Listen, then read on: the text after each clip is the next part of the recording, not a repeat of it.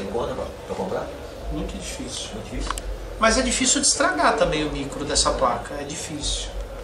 Ó, o que mais costuma estragar nessa placa é o gerador da correção do efeito gama, alguns desses transistores aqui, o fusível, sempre tem o fusível de entrada nessas placas. Aqui ó, CP1 aqui é o fusível, não, esse é o capacitor. O fusível FP1 aqui ó. Bem menor. Bem menor, esse aqui é maior, esse aqui é igual. Esse aqui é grande também.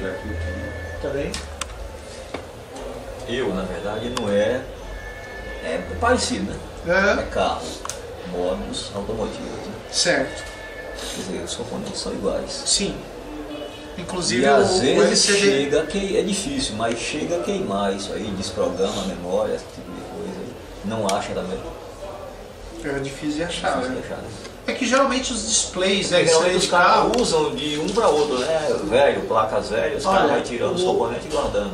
Os displays LCDs desses módulos de carro, a placa Tecon deles é embutida, ó, tá vendo? Ela já faz parte do flat dos 6 drivers das linhas e das colunas. Os menores geralmente já vêm direto na tela aí. Já, a placa Tecon vem.